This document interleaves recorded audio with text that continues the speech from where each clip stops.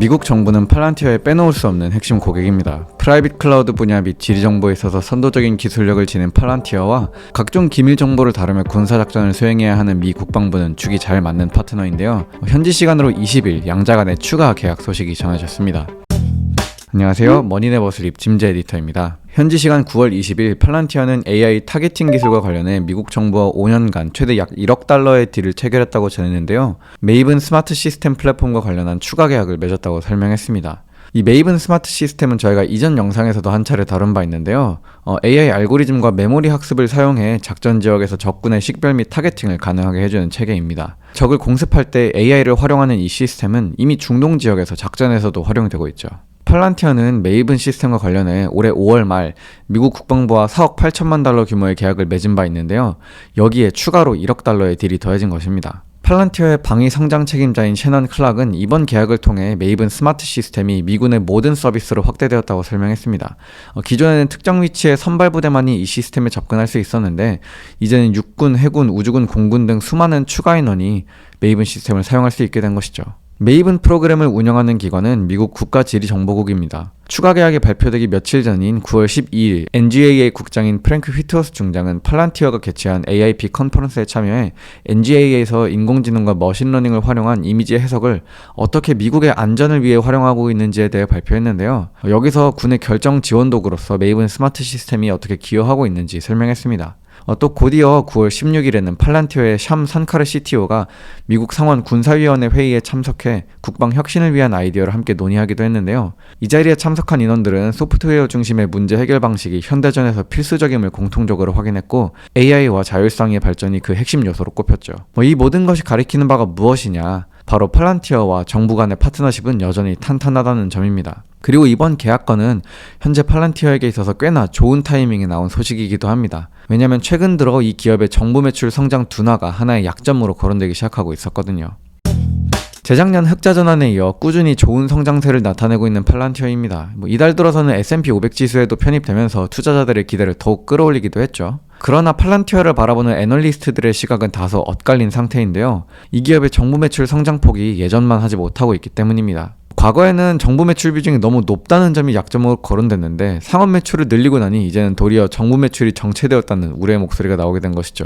실제로 AIP 출시 이후 확실히 팔란티어는 민간 영역에서의 사업에 더 힘을 싣는 모습입니다. 최근 2분기 실적만 보아도 상업 매출은 전년 동기 대비 33% 증가한 것에 비해 정부 매출은 23% 성장으로 그 폭이 다소 작은 것을 확인하실 수 있죠.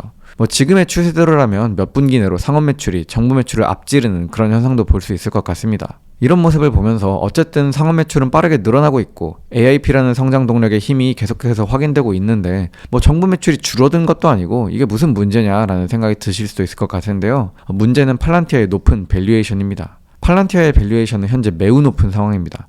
현행 PER은 200배 수준도 훌쩍 뛰어넘었고요.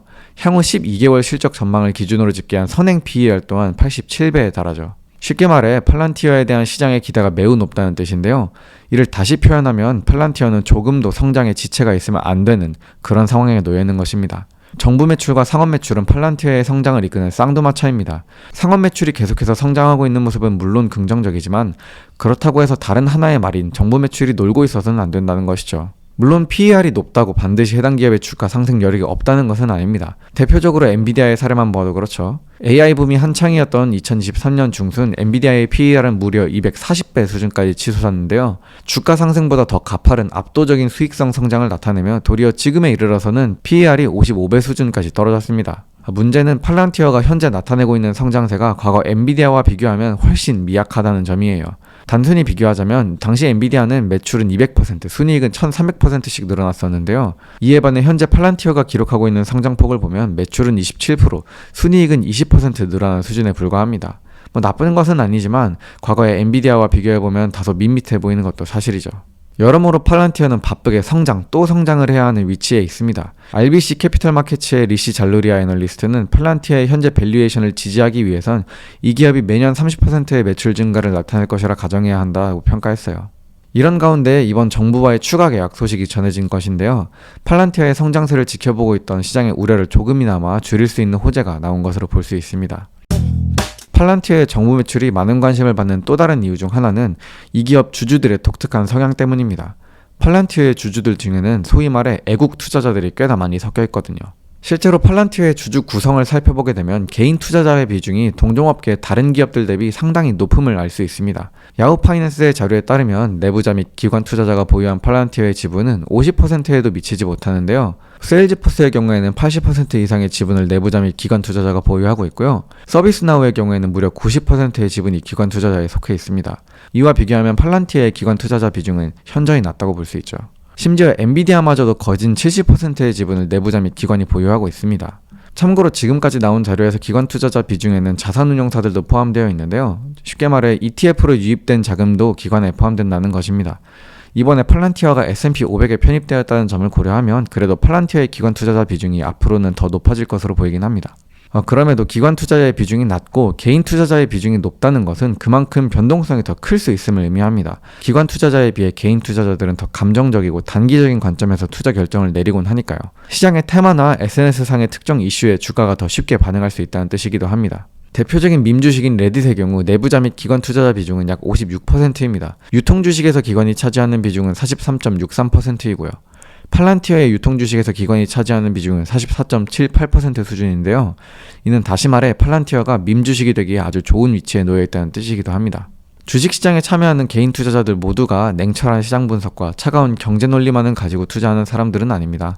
사람이라면 누구나 자신의 신념과 믿음 등에 의해서 행동이 영향받게 되고 그것은 심지어 투자에 있어서도 예외는 아니죠. 미국 정부와 방위산업에 깊게 결부된 팔란티어의 사업 모델을 고려할 때 이 기업 투자자 가운데 애국 보수 성향의 사람들이 많은 것은 어떤 면에선 너무나 당연한 현상입니다. 팔란티어 또한 이런 성향의 개인 투자자들에 대해서 굉장히 신경을 많이 쓰고 있는데요. 지난 2분기 어닝콜에서 알렉스 카프 CEO가 내놓은 발언만 보아도 잘 알 수 있습니다. 그는 당시 우리는 미국과 서방 동맹국들에게 한 줄기 빛이 되고자 이 회사를 설립했습니다 라며 상당히 노골적으로 애국심에 호소하는 말을 했는데요.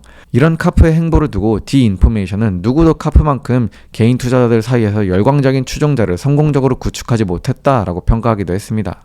이런 맥락에서 팔란티어가 계속해서 정부와 좋은 파트너십을 맺고 있으며 그 계약 규모도 늘려가고 있다는 소식은 긍정적이라 볼 수 있겠습니다.